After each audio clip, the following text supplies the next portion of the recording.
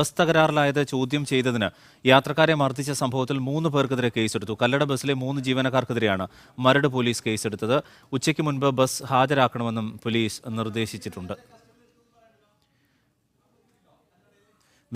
തിരുവനന്തപുരത്ത് നിന്ന് ബാംഗ്ലൂരിലേക്ക് പോയിരുന്ന ബസ്സാണ് നേരത്തെ ബസ് ജീവനക്കാർ വഴിയിൽ വെച്ച് കേടായതിനെ തുടർന്ന് വഴിയിൽ നിന്ന് കയറിയ ഗുണ്ടകൾ ബസ് ജീവനക്കാരുടെ ആശ്രിതം നിന്ന് കയറുന്ന ഗുണ്ടകൾ ക്രൂരമായി തല്ലി ചതച്ചത്.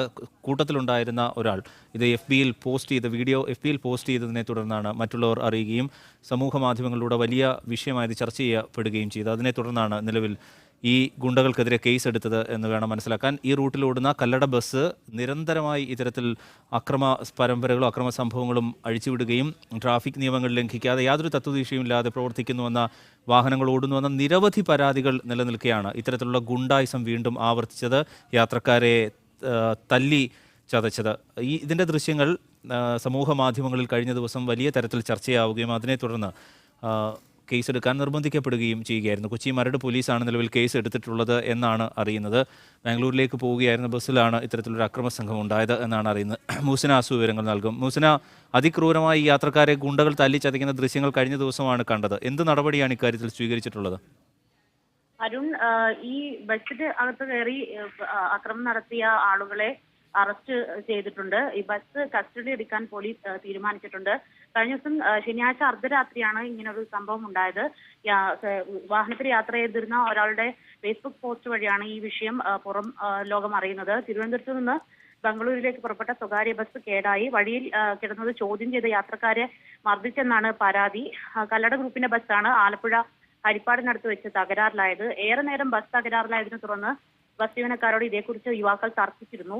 ഹരിപ്പാട് പോലീസ് എത്തിയാണ് പ്രശ്നങ്ങൾ പരിഹരിച്ച് മറ്റൊരു ബസ് എത്തിച്ച് ഇവർക്ക് യാത്ര തുടരാൻ സൗകര്യമൊരുക്കിയത്. അപ്പോഴേക്കും 2.5 മണിക്കൂർ പിന്നിട്ടിരുന്നു.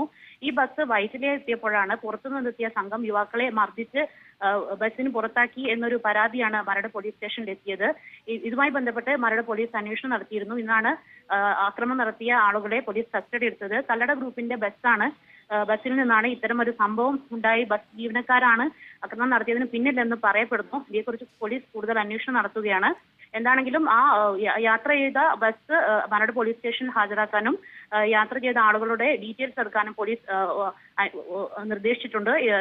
അങ്ങനെ ഒരു കാര്യമാണ് ഇനി നടക്കാനുള്ളത്. അരുൺ, അതായത് ഈ FB പോസ്റ്റിന്റെ അടിസ്ഥാനത്തിലാണോ ഈ കേസ് എടുത്തിട്ടുള്ളത്? അതിനെ തുടർന്ന് പരാതി പോയതിനാലാണോ? ഇവർ ജീവനക്കാരാണോ അതോ സാധാരണയായി ഇങ്ങനെ ഈ റൂട്ടിലോടുന്ന ബസ്സുകളിൽ ഈ സംഭവം സ്ഥിരമാണോ എന്ന് പറയാറുണ്ട്, ഗുണ്ടകളെ ഉപയോഗിച്ചത് ചെയ്യാറുള്ളതാണ്, അങ്ങനെ സംഭവിച്ചതാണോ? അത്തരത്തിലുള്ള അന്വേഷണമാണ് നടക്കുന്നത്. കല്ലട ബസിന്റെ ജീവനക്കാർ തന്നെയാണ് മർദ്ദിച്ചത് എന്നുള്ള ഒരു രീതിയിലാണ് പരാതി പോയത്. പക്ഷേ വൈറ്റിലിൽ എത്തിയ സമയത്ത് പുറത്തുനിന്ന് ആളുകൾ കയറിയത് ഇവർ ഗുണ്ടകളാണോ എന്നൊരു സംശയം പോലീസിനുണ്ട്. ബസ് ജീവനക്കാർ തന്നെ ഏർപ്പെടുത്തിയ ഗുണ്ടകളാണോ എന്നുള്ള രീതിയിലാണ് അന്വേഷണം നടക്കുന്നത്.